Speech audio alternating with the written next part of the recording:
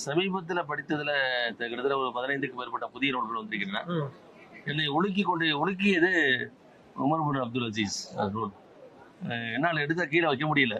குறிப்பா இப்ப பேசும்போது கூட என்னுடைய அந்த உணர்வுகள் வந்து அதாவது இன்னும் அப்படியே அந்த ஃபீலிங்ல நான் இருந்துகிட்டு இருக்கேன். குறிப்பா 2.5 ஆண்டு காலம் 30 மாதம் தான் ஒரு ஆட்சியாளர் இருந்தார்.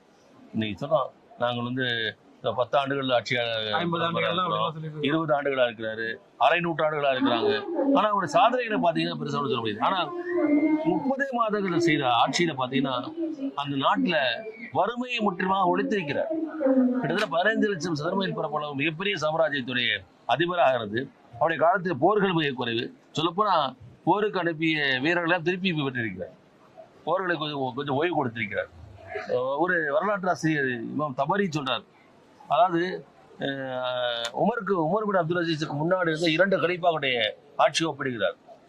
கலீஃபா வலிது இருந்த பொழுது மக்கள் எதை பத்தி பேசுவாங்க, கட்டிடங்களை பத்தி பேசுவாங்க. அந்த கலீஃபா வந்து அதிகமாக கட்டடங்கள் கட்டுவாராம், பெரிய பெரிய மாளிகைகளை கட்டுவார். அப்ப மக்களுடைய இதெல்லாம் பெரும்பாலும் கட்டிடங்களை பற்றியும் வீடுகளை பத்தி தான் பேசிக்கிட்டு இருப்பாங்க. அதற்கடுத்து வந்த கலீஃபா சுலைமானதுன்னா அவருக்கு சாப்பாடு பிரியறவர், அதே மாதிரி அதிகமான திருமணங்கள் முடிச்சவர். அப்ப அதிக மக்கள் வந்து உணவை பற்றியும் பெண்களை பத்தி தான் பேச ஆரம்பிச்சாங்க. ஆனால் உமர் பின் அப்துல் அசீஸ் ஆட்சி காலத்து மக்கள் நீங்க எப்படி நீங்க குர்ஆன் ஓதுறீங்களா, எத்தனை அத்தியாயங்களை நீங்க மனப்பாடம் பண்ணீங்க, நீங்க தொழுதீங்களா, நீங்க நோன்பு வச்சிருக்கீங்களா என்று அந்த இறையச்சம் குறித்து, இறை மார்க்கத்தை குறித்து தான் பேசுவாங்க. மன்னனை வழியோ மக்களை வழி அடிச்சிருவாங்க. அப்ப அந்த ஒரு தனிப்பட்ட ஆட்சியாளர் அவர் ஒட்டுமொத்த தேசத்துடைய மனநிலையே மாற்றியிருக்கிறார். இது ஒரு மிகப்பெரிய புரட்சி.